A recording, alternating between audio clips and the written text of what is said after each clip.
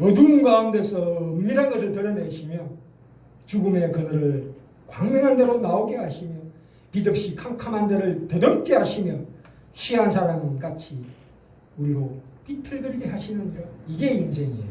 그렇죠? 네. 그러나 참 이 죽음 앞에 우리가 하나님을 믿는다는 것은 보이지 않는 세계. 우리가 눈물을 왜 흘립니까? 너무나 인간이 한계 앞에 도달하니까 눈물을 흘린 거 아니겠어요? 이거 어떡합니까? 인간이 경험하고 느끼는 것들이 앞에서 내가 눈물을 흘린다는 것은 그 너머에 뭐가 있다는 확실한 증거 아니겠어요? 인간이 왜 슬퍼합니까? 그 대답이 없다면 슬퍼할 이유가 없죠. 인간은 동물하고 다릅니다. 인간이 할 수 있는 것을 넘어선 그 경험 앞에 터뜨리는 참으로 그 감탄사예요. 눈물이라는 것은. 네, 이 동시대에 우리가 서로 인간의 한계를 넘어선 어떤 존재가 있다는 그를 갈구하는 그 마음 아니겠어요? 이게 없이는 인간일 수가 없는 거예요. 그 너머를 바라볼 줄 알아야 합니다. 인간이 어찌 세상 가운데 살아가면서 보이는 것만 추구하고 삽니까? 짐승보다 더 못한 존재예요. 그죠? 하나님의 자녀로 부름받고 만들어진 인간의 그 영광과 자랑은 그 속에서 인생 가운데서 고뇌하게 하고 생각하게 하고 신음하게 하고 내 자신의 한계 밖으로 떠밀리는 위기와 고난과 참을 수 없는 비명 속에서 비로소 밝히 드러나는 거예요.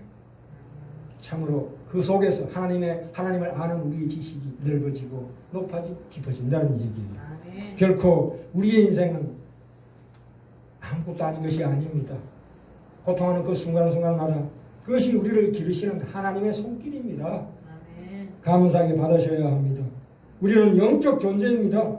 우리가 이 세상에 필요하다고 하는 걸 다 채워도 결코 만족할 수 없는 존재가 바로 인간입니다. 그 진정한 행복과 평안은 세상이 줄 수 없습니다. 하나님만이 주실 수 있습니다. 그것을 우리가 추구해야 합니다. 우리는 내 영혼을 만족시키는 일을 할 방법이 없습니다. 그게 무슨 능력이나 재물이나 명성 그런 거 아닙니다. 이 인간이라는 것은 나오지요. 요한복음 17장 3절에 영생은 유일하신 하나님과 그가 보내신 자 예수 그리스도를 아는 것입니다. 이 인격적인 관계 속에서 우리의 행복이 있는 겁니다. 그죠? 참 하나님은 참으로 위대하십니다. 하나님께서 우리를 인도하셔서 우리 속에 우리가 결코 만들 수 없는 것을 만들어 주십니다. 그걸 믿으시기 바랍니다. 참으로 벅찹니다. 그러니까 고통이죠. 벅차니까 고통이에요. 네? 그게 인간의 참으로 진정한 정체성입니다. 우리가 분명하게 눈으로 보고 확인하는 손에 잡히는 거 가지고 하나님을 판단하지 마시기 바랍니다. 그렇게 제한하면 안 돼요. 하나님은 우리에게 주시고자 하는 것은 우리의 기대와 욕심보다 큽니다. 세상이 만들 수 없는 사람을 만드는 것이 그게 거룩과 진리에 충만한 우리로 만들고자 하는 하나님의 바라심이십니다. 그렇죠? 그래서 우리가 항상 그 믿음 안에 있는 우리 지라는 교회 성도들 다 되시길 바랍니다. 자, 오늘 앞에 말씀이 너무 길었는데요. 이 바벨론이라는 나라가요. 그 당시 아까 다니엘과 세 친구 말씀드렸는데 바벨론의 나라가 기원전 2000년 그러니까 지금부터 4000년 전 나라예요. 대제국이죠. 요즘 말로 하자면 미국 정도 되는 거예요. 근데 그때 당시에 이 바벨론의 성이 얼마나 웅장했냐면 높이가 14m, 14m. 상상해 보세요. 높이가 14m. 성벽이. 거기다가 성이 세계보로 되어 있어요. 세계보로. 그래 안쪽에는 말 8마리가 나란히 서서 달릴 수 있을 정도로 그렇게 긴 길이 있었고 그 너머는 해자. 보통 일본도 그렇지만 성을 지으면 반드시 해자를 팝니다. 그죠? 해자가 어디 유프라테스 강을에서 물이 끌어와가지고 해자를 팠고 그 물이 안으로 들어와서 생활 용수로 쓰는 거예요. 하수 시설 잘 돼 있죠. 거기다가 아스팔트까지 깔려 있었대요. 역청. 옛날에는 그 아스팔트 콜타르가 좀 흔했답니다. 근데 하도 모르겠어요. 잘 모르겠는데 그래서 고갈돼가지고 이제는 땅 밑에 파가지고 그렇게 하는데 옛날에는 좀 흔했다. 하나님께서 그만큼 그 창세기 보시면 인간을 위해서 준비한 게 너무 많았어요. 인간이 고갈시켜서 그랬지. 환경을 오염시켜서 그랬지. 그렇죠? 그래서 이 그 바벨론은 그 대제국에 누굽니까? 이 다니엘이 총리예요. 이 많은 방백들, 그 방백이라는 게 뭡니까? 중국 같은 경우에 황제 밑에 왕들이 많잖아요. 조선도 중국의 속국이라고 해서 왕이라고 그래요. 황제라 부르지를 않습니다. 황제 밑에 왕들이 쫙 있는 그 방백들 위에 총리예요. 보통 총리가 아니라 다니엘이 그걸 몇 년 동안 했다고요? 물론 뭐 확실한 건 모르겠는데 70년을 통치했습니다. 다니엘이 얼마나 대단한 석학입니까? 4,000년 전에. 우와, 이리 쩍쩍 보니 물론 모세도 오랫동안 그 왕자의 교육을 받았기 때문에 대단한 지식이라는 게 끝도 없어요. 우리는 그게 사실은 어떻게 재미가 되지 않죠. 그런 사람들이 하나같이 다 믿음을 가진 자들이 그죠? 이 다니엘이나 그 요셉은 성경에 유일하게 최고로 성공한 사람으로 나옵니다. 뭐 나머지 분들은 다 어떻게 돼요? 다 순교하고 다 찌질이같이 살다 갔습니다. 우리처럼. 그러니까 이 극단, 그러니까 완전히 그 상반되는 삶을 이 성경에서 그렇게 보여주잖아요. 우리 인생 가운데도. 어떨 때는 다니엘의 삶이 있는 것이고, 모세의 삶이 있는 것이고, 야곱의 삶이 있는 것이고, 이삭의 삶이 있는 것이고, 아브라함의 삶이 있는 것이에요. 우리 속에는 우리 신앙의 선배들의 모든 삶이 다 갖춰져 있어요. 네, 그래서 우리가 믿음을 발휘할 때 그 어떤 기적이 나타날지 모릅니다. 우리 인생 어찌 압니까? 그죠? 죽음마저도 죽음이 그게 우리는 저주가 아닙니다. 죽음이란 것은 우리가 하나님을 타락한 그 대가예요. 죽음이란 것은. 원래 죽음이 없이 만들었잖아요. 인간을. 물론 아담과 하와가 영원히 살게 설계가 되지만 아직도 그건 희미했어요. 생명나무신 예수 그리스도가 오셔야 진정으로 이 죽음이라는 것이 과연 어떤 건가에 대한 비밀이 확 밝혀졌잖아요. 나중에 요한계시록에 들어가서 죽음이 뭐냐에 대해서 다시 한번 따져보고 우리가 이 세상 가운데 무엇을 바라보고 삽니까? 그걸 바라보고 살아야죠. 새하늘과 새 땅. 와, 거기서 예수님과 함께 먹고 마시고 같이 뛰어논다고 생각해 보세요. 이 땅에서 바라보는 이 것들이 다 그림자예요. 실체는 아직 오지 않았습니다. 그걸 믿으면서도 믿음이라는 것은 바라볼 때 실상이요 보지 못하는 것들이 정거나 그중에 히브리 11장에 나와 있잖아요. 소장부터. 그래서 참 구약에 이 다니엘이나 요셉 빼놓고는 뭐 거의 대부분이 찌질이들이에요. 아, 우리하고 똑같아. 우리보다 더 못해. 아브라함은 뭐 자기 만원을 팔아먹자고. 그죠? 그럼에도 불구하고 하나님은 그들을 완성시켜 주셨다. 이삭을 바치는 수준까지로 올려주셨다. 그건 누가 해요? 아브라함이 믿음이 아니에요. 하나님께서 그를 그렇게 만들어 주신 거예요. 그 하나님을 우리가 믿어야 한다 이 말입니다. 그죠? 자, 구약의 성도와 신약의 성도가 무엇이 다른가가 에레미야서에 나옵니다. 자, 에레미야서 한번 펴볼까요? 31절부터 33절까지 정확하게 나와 있습니다. 아, 참 귀한 말씀이죠. 또 책까지 꽂아놨습니다. 에레미야 구약 성경 1101쪽 31장 31절부터 32절까지 제가 읽겠습니다. 나 여호와가 말하노라. 새 언약이에요. 보라, 날이 이르리니 내가 이스라엘 집과 유다 집에 새 언약을 세우리라. 나 여호와가 말하노라. 이 언약은 내가 그들의 열조의 손을 잡고 애굽 땅에서 인도하여 내던 날에 생고가 같지 아니할 것은 내가 그들의 남편이 되었어도 그들이 내 언약을 파였습니다. 이게 무슨 얘기냐면 구약시대 때 모세를 통해서 이스라엘 민족, 애굽에서 고통받던 이스라엘 민족을 해방시켜줬다. 이거예요. 해방시켜줬다. 그게 뭐예요? 양의 피를 죄를 사해 주셨다. 다시 말해서 죽을 죄인을 구원해 주셨다 이거 아니에요. 그죠? 그래서 이때는 뭘로 표현이 됩니까? 남편으로 표현이 됩니다. 아버지 하나님이 손을 잡고 외부적으로 그러니까 눈에 보이게 하나님이 역사하신 시대였다 이거예요. 눈에 보이게. 그죠? 구름 기둥과 불 기둥, 만나, 반석이라는 게 돌에서 물이 나왔대요. 아니 땅에서 물이 나오잖아요. 물을 팔려면 땅을 파야죠. 돌을 파는 사람이 어디가 있어요? 반석에서 물이 나왔다는 건 이건 기적이에요. 하나님이 하신 일이다 이거예요. 그래서 이스라엘민들이 정말로 놀랬죠. 그 기적 앞에서. 그럼에도 불구하고 그들은 가나안에 못 들어갔어요. 자, 애굽에서 탈출을 한다는 것은 광야에서 헤매라고 탈출시킨 게 아니에요. 죄에서 구원받아 천국 백성은 되었다. 이게 구원의 다가 아니다 이거예요. 어디로 들어가라? 가나안에 들어가라. 살맛이 난다. 예수 안에서 사는 사람이 얼마나 황홀하냐. 이걸 네가 체험해 보아라. 이 얘기예요 지금 우리에게. 물론 그 영원한 천국은 죽고 나서야 그런 진정한 가나안이 펼쳐지지만 우리가 살아있는 동안에도 그 가나안을 맛볼 수 있다. 그게 우리에게 임하는 천국이에요.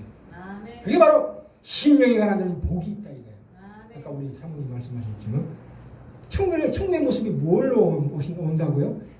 심령이 가난한 걸로 온대요. 애통하는 걸로 온대요. 그게 천국이에요. 그게 오는 천국이에요. 그걸 체험하는 사람이 그 결과로 말미암아 가는 천국이야말로 실제적으로 사는 천국이다 이 뜻입니다. 그래서 이 신약과 구약에 그래서 33절 볼까요? 자, 이게 결론이 나옵니다. 그 옛날에 구약 시대 때는 남편이 손을 끌어도 니들이 가나안에 들어가기를 거부했지 않냐. 물론 1세대 다 듣고 2세대 요소를 통해서 이제 들어가지만 33절 나 여호와가 말하노라. 그러나 그날 후에 내가 이스라엘 집에 세울 언약은 이러하니 이제는 겉으로 손잡고 남편처럼 끄는 게 아니고 곧 내가 나의 법을 하나님의 말씀을 그들 속에 두면 우리 속에 두면 그 마음에 기록하여 나는 그들의 하나님이 되고 그들은 내 백성이 될 것입니다. 아버지와 자식 관계를 만들겠다 이거예요. 구약에는 엄밀하게 얘기해서 아빠, 아버지라고 부를 수 없는 존재예요. 사실은 하나님 아버지의 창조주시고 피조물인 관계였는데 말하자면 물론 그것도 포함이 되지만 신약에 와서는 특별히 양자의 영을 주시는 거예요. 우리가. 하나님의 자녀다. 하나님을 아버지라고 부른다. 아빠, 아버지라고 부르는 관계로 우리를 해주시는 거예요. 그죠? 이게 무슨 뜻일까요?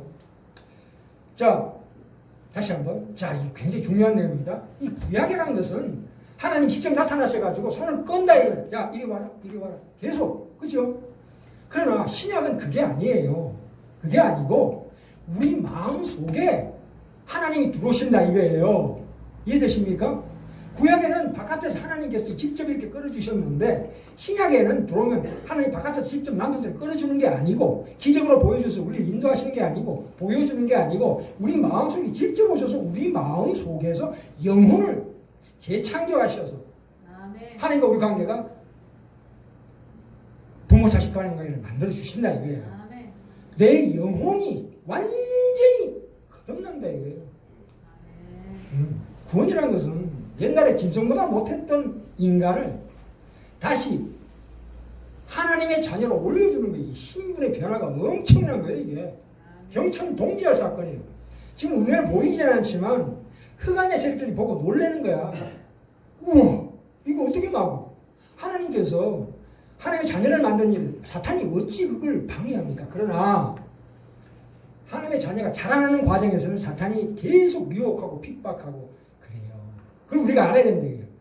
영안이 열리면 그게 보인다는 거예요. 그렇죠?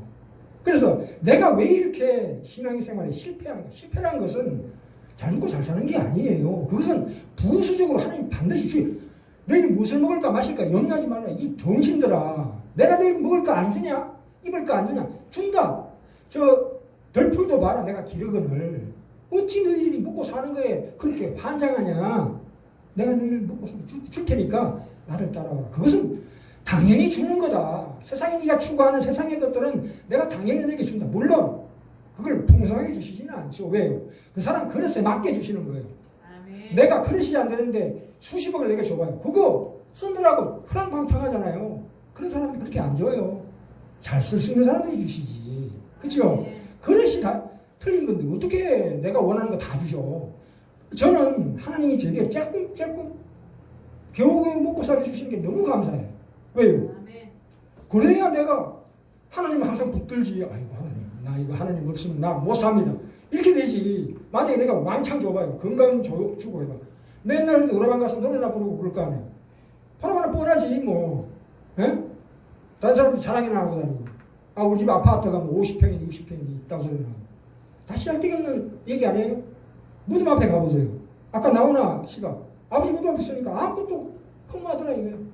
천국이 있습니까? 물어보잖아요. 테스 형 소크라테스를 소환시키잖아요. 이게 무슨 얘기예요? 얼마나 뼈저린 그 고통. 11년 동안 곡 한 곡 만드는데 1년 걸린대. 1년. 6개월에서 1년 걸린대. 곡 한 곡을 작곡하는데 11년 동안 돌아다니면서 공부하고. 그 얼마나 대단한 사람이에요. 참 이분도 앞으로 크게 구원받을 줄 믿습니다. 하나님께서 그렇게 참 일반 은총으로도 하늘나라를 바라보게 하는 것은 대단한 은혜입니다. 아무나 받는 은혜가 아니에요.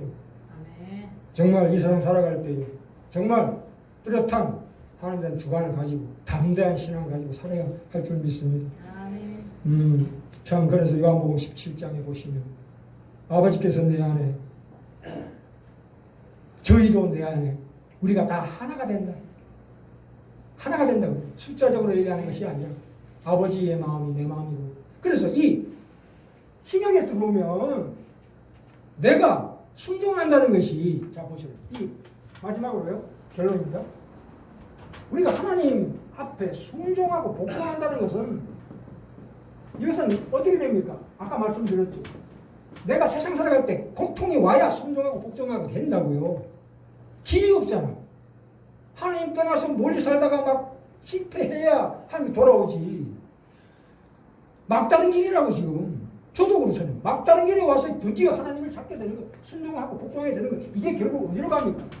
사랑으로 가는 거죠. 사랑.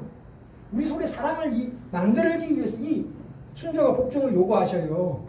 우리를 사랑하시니까 우리를 영화롭게 만드시기 위해서 이 순종과 복종을 요구하시는 거예요. 부모가 자식한테 야 공부 열심히 하는 게 뭐예요? 훌륭한 사람 만드는 거예요. 자식은 학교 가기 싫어. 놀고 싶어. 그래도 억지로 끌어다 안 치잖아요. 왜요? 나중에 공부를 해야 나중에 좋은 데 시집가고 돈 벌고 살 거 아니에요. 애들이 뭘 알아. 그러니까 이 하나님의 깊은 사랑을 이제 나이가 들어서 결혼할 쯤 되면 알지요. 아, 부모가 이것 때문에 내가 그렇게 강요를 했었구나. 그래서 이제는 아버지의 그 마음이 내 마음이 되는 거라고. 아버지가 좋아하는 걸 내가 좋아하게 된다니까. 아버지가 싫어하는 걸 싫어하게 돼요. 옛날에는 억지로 구약에는 끌었지만 이제는 내 소원이 아버지의 소원과 똑같다 이 얘기예요. 그 수준까지 간다 이거예요. 그래서 이 부인, 내가 뭘 해서, 부인이라는 게 뭐예요? 내가 뭘 해서 하나님께 순종한다. 하나님께 예쁘게 보이고 싶어 하는 그 부인, 내가 전도를 한다거나 봉사한다거나 헌신한다. 물론 그게 필요해요. 반드시 그게 있어야 돼요. 하나님께 교회 나와서 복종하고 순종하고 봉사하고 헌신하는 일이 필요해요. 그걸 통해서 어디로 가요? 그게 다가 아니고 쭉 가서 어떻게 됩니까?